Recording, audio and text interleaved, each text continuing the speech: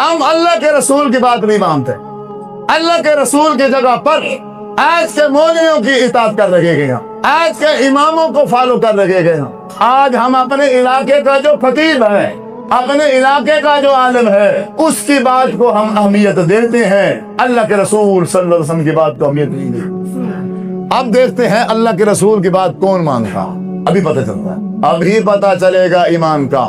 رسول اللہ صلی اللہ علیہ وسلم نے ارشاد فرمایا ہے، حضرت عبادہ بن صامت رضی اللہ تعالی عنہ کہتے ہیں، آپ نے فرمایا لا صلاۃ لمن لم یقرأ بفاتحۃ الکتاب، جس نے نماز کے اندر سورۃ فاتحہ نہیں پڑھی اس کی کوئی نماز نہیں۔ یہ کس نے کہا؟ یہ کس نے کہا؟ کچھ نہیں بولتے، آپ نہ ڈریں، آپ خوف نہ کریں، میں آپ کا بھائی ہوں چھوٹا، آپ کی جو سمت ہے وہ صرف اسی کو سیدھا کرنے کے لیے آیا، اتنے دور دراز کا سفر کرنے کا جو مقصد وہ صرف یہی ہے۔ اللہ کی قسم کو اٹھا کر کہتا ہوں، جب آپ اپنی آنکھوں سے حدیث رسول کا مطالعہ کریں گے، آپ اس کے بعد کچھ بھی نہیں ہوں گے، صرف مسلمان بن جائیں۔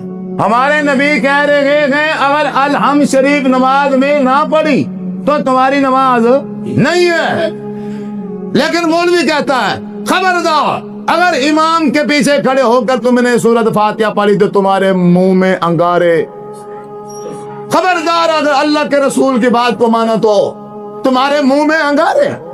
آپ صلی اللہ علیہ وسلم نے پھر اس کی دلیل کیا دیتے ہیں؟ سورۃ الاعراف کی آخری آیات اس کی دلیل بناتے ہیں۔ اللہ فرماتے ہیں قرآن مجید کے اندر وَإِذَا قُرِئَ الْقُرْآنُ فَاسْتَمِعُوا لَهُ وَأَنصِتُوا، جب قرآن پڑھا جائے توجہ سے اس کو سنو، وَأَنصِتُوا، اور چپ ہو جاؤ، خاموش ہو جاؤ۔ اب اس لیے کہتے ہیں کہ جب امام صاحب بلند آواز کے ذریعے سے قرات کر رہے ہو تو قرآن کہتا ہے تم کیا ہو جاؤ؟ چپ ہو جاؤ، خاموش ہو جاؤ۔ اگر اسی آیت پر بات ختم ہو جاتی تو پھر بات ختم تھی، کوئی بندہ بھی امام کے پیچھے سورۃ فاتحہ نہیں پڑھ سکتا تھا۔ یہی آیت، یہی قرآن مجید کی آیت کس پر اتری ہے؟ میرا سوال ہے آپ بھائیوں سے، یہ قرآن مجید کی آیت کس پر اتری؟ ہمارے آخر نبی حضرت محمد صلی اللہ علیہ وسلم پر اتری کہ نہیں اتری؟ اس آیت کے اترنے کے بعد اب حضور کیا کہتے ہیں، اب اللہ کے رسول کیا حکم شاہ فرماتے ہیں؟ آپ اٹھاؤ مسلم شریف، آپ اٹھاؤ بخاری شریف، آپ اٹھاؤ ابو داؤد شریف اٹھاؤ۔ اللہ کے رسول کیا فرماتے ہیں؟ آپ فجر کی نماز پڑھا رہے گئے، فجر کی نماز میں قرات ہوتی ہے کہ نہیں ہوتی؟ ایسا آواز سے ہوتی ہے یا اونچی آواز سے ہوتی ہے؟ آپ بلند آواز سے تلاوت کر رہے ہیں، آپ پڑھتے ہیں پھر بھول جاتے ہیں، پھر پڑھتے ہیں پھر مشکل ہو رہا ہے، وجہ کیا بنی؟ آپ بھی پڑھ رہے ہیں اور پیچھے سے صحابہ کرام بھی اونچی آواز سے پڑھ رہے ہیں، جو آیت آپ پڑھتے ہیں وہی آیت پیچھے سے پڑھی جا رہی ہے، آپ کے لیے پڑھنا مشکل ہو گیا۔ آپ نے جیسے ہی سلام پھیرا آپ نے فرمایا اے صحابہ کرام، مجھے لگتا ہے آپ میرے پیچھے قرآن مجید کی قرات کرتے ہو، میرے پیچھے قرآن مجید کو پڑھتے ہو۔ صحابہ نے جواب دیا جی ہاں یا رسول اللہ صلی اللہ علیہ وسلم۔ آپ نے فرمایا آج کے بعد لا تفعلوا، تم میں سے کوئی بھی جب امام اونچی آواز سے قرات کر رہا ہو تم میں سے کوئی بندہ بھی اس کے پیچھے قرات نہ کرے۔ ہاں اب سمجھنا، ہاں سورۃ فاتحہ پڑھ لینا، اس کے بغیر نماز نہیں ہوتی۔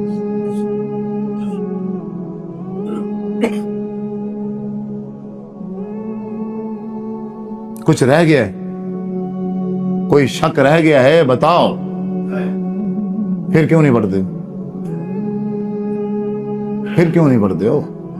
اور کس نے کہا ہے نہ پڑھو؟ اگر کسی امام نے کہا ہے نہ پڑھو، میں نے تو کسی امام کا کلمہ نہیں پڑھا، آپ نے پڑھا ہے؟ افسوس ہے، کلمہ حضور کا پڑھتے ہیں ہم اور بات کسی اور کی مانگ، کلمہ نبی کا پڑھتے ہیں اور اطاعت کسی اور کی، اور اسی کو پھر عشق سمجھتے ہیں۔ اللہ کے رسول کی مخالفت کر کے اس کو عشق۔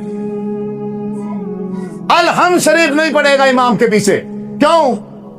امام بلند آواز سے قرات کر رہا ہے لیکن ثنا پڑھے گا۔ بات سمجھ آ رہی کہ نہیں آ رہی؟ سنا پڑے گا بھائی. سنا کا کس نے کہا ہے؟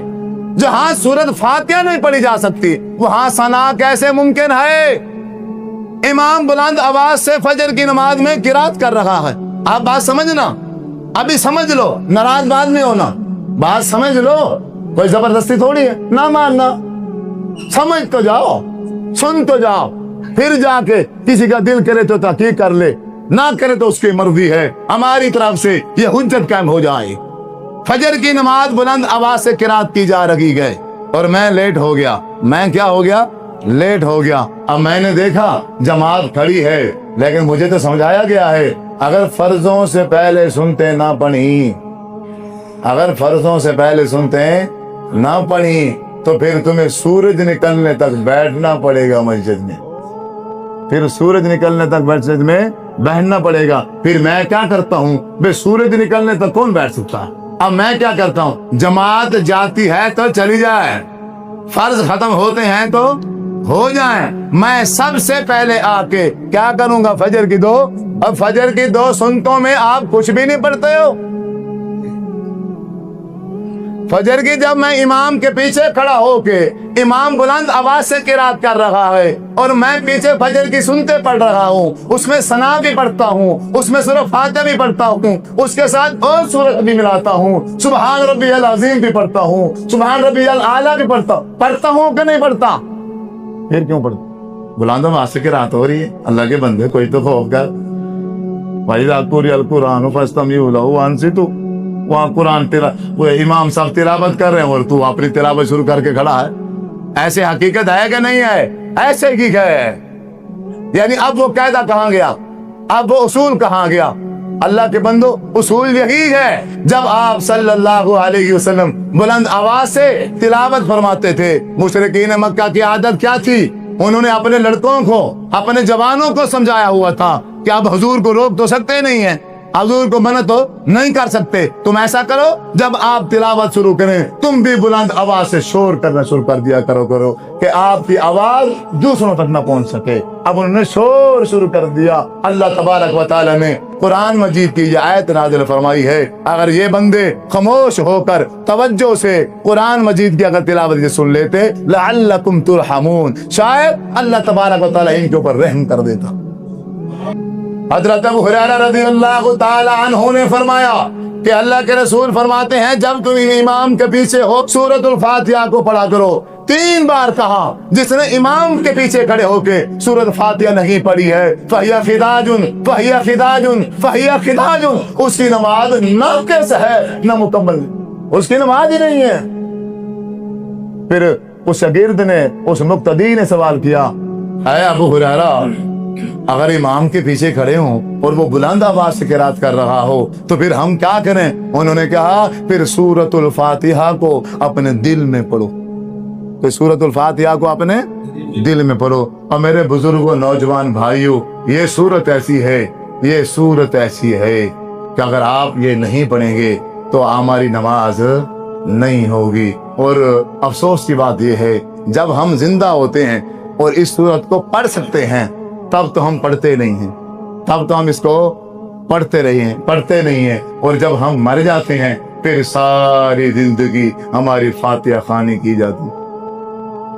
سمجھ آئی؟ سورہ فاتحہ کہاں پڑھنی تھی؟ 60 سال کی زندگی، 60 سال یہ نماز پڑھتا رہا، اس نے سورہ فاتحہ نہ پڑھی. پھر جب یہ مرا اب مولوی صاحب اس کا نماز جنازہ پڑھانے کے لیے آیا. دھوکہ دے کے کیسا ہے، کتنا بڑا دھوکہ ہے، دیکھیں ذرا. اب مولوی صاحب نماز جنازہ پڑھا رہا ہے، افسوس ہوتا ہے، دل دکھتا ہے کہ ہمیں اللہ کے رسول کی جو تعلیم ہے وہ اچھی نہیں لگتی، اللہ کے رسول کا سمجھایا ہوا طریقہ ہمیں پسند نہیں ہے.